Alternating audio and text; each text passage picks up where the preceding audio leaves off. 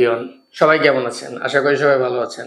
আজকে আমরা খুব গুরুত্বপূর্ণ একটা টপিকস নিয়ে আলোচনা করব। সেটা হলো যে ডেটা অ্যানালাইসিস শেখা সহজ কিনা কঠিন। এই কোশ্চেনটা এটা নিয়ে আজকে কথা বলার উদ্দেশ্যটা হলো এই কোশ্চেনটা আমি অনেকবার পেয়েছি এই পর্যন্ত। কারণ আমি যেহেতু শেখাই, আমি লাস্ট 1.5 ইয়ার্স শেখাই, অ্যাজ ওয়েল অ্যাজ আমি কাজ করি। সো যার কারণে আমার কাছে অনেকে কোশ্চেন করে যে ভাইয়া আপনি তো শিখেছেন, তো আপনার কাছে কি মনে হয়েছে এটা শেখা সহজ কিনা কঠিন? বা আমি যেহেতু শেখাই সেক্ষেত্রে এই কোশ্চেনটা আসাটাই স্বাভাবিক। তো এই কোশ্চেনটা আমি অনেক বেশি পাওয়ার কারণে আমি একটা ডিসিশন নিয়েছিলাম যে আমি এই কোশ্চেনটা নিয়ে একটা ভিডিও করব। তো আজকে এটা নিয়ে একটু আলোচনা করব, স্ট্রেট ফরওয়ার্ড আলোচনা করব না যে সহজ কিনা কঠিন, একটু ট্রিকি কথা বলবো যে আসলে মেইন প্রবলেমটা কোথায়, আসলে আমরা কেন ইফিশিয়েন্ট ওয়েতে শিখতে পারি না। আমার কাছে পার্সোনালি যেটা মনে হয়েছে সেটা হলো যে এখানে সব থেকে বড় প্রবলেম হলো মাইন্ডসেট। আপনি যদি মনে করেন যে আমি শিখবই, আপনি যদি ডিটারমাইন্ড থাকেন তাহলে ইটস নট এ প্রবলেম, আপনি শিখতে পারবেন।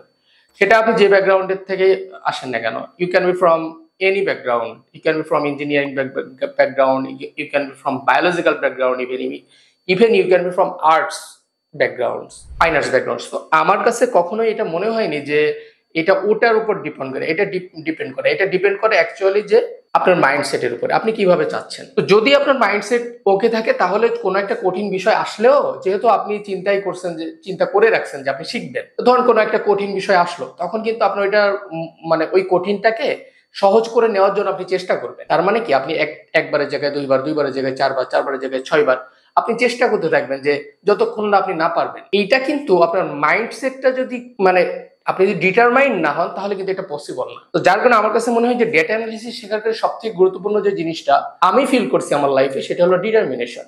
আমার টার্গেট ছিল, আমি যখন শুরু করলাম তখন আমি টার্গেট করছিলাম আমি শিখবই। আমি কিন্তু প্রথমে সেলফ লার্নার ছিলাম, দেন আমি গাইডেড লার্নিং এর মধ্যে আসছি। গাইডেড লার্নিংটা খুবই তুলনামূলক ইজি হয়, সহজ হয়। সহজ বলতে আপনার একটা গাইডেন্স আছে, সময় টাইম কনজিউমিং কম হয়। But self learning A time consume বেশি করে, এটা স্বাভাবিক। সেই দিক থেকে বলতে গেলে হ্যাঁ ঠিক আছে, আপনার একটা গাইডেন্স থাকা ভালো, যে আপনি কোনো জায়গায় থেকে শিখছেন অথবা আপনার পাশে কেউ আছে যে আপনাকে বলে দেয় যে এইভাবে এইভাবে এইভাবে করো। কিন্তু আমি কখনো মনে করি না যে এটা কঠিন।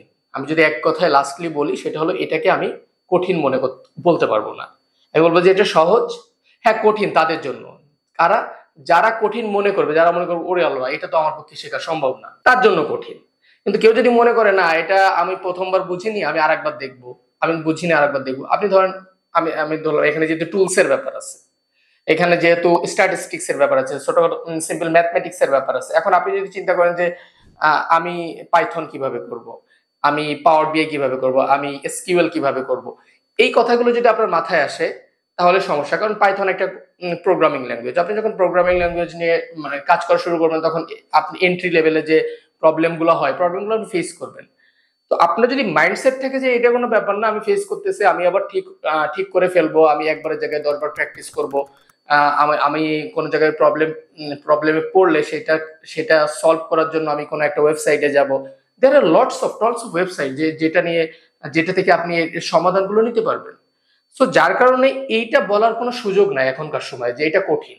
আমি সহজ কথা যে এটা আমার কাছে যেটা মনে হয় এটা সহজ এবং সবার শেখা উচিত। এখনকার সময়ে ডেটা অ্যানালাইসিস প্রত্যেকটা ব্যাকগ্রাউন্ডে ছেলেপেলেদের শেখা উচিত। আমার ইভেন প্রফেশনালসদের, ইভেন স্টুডেন্টসরা যদি এখন শিখতে পারে এটা তো কোনো কথা নাই, তাদের লাইফে অনেক গ্রোথ চলে আসবে। দেখেন ডেটা অ্যানালাইসিস জিনিসটা কিন্তু এখন ইউনিভার্সাল।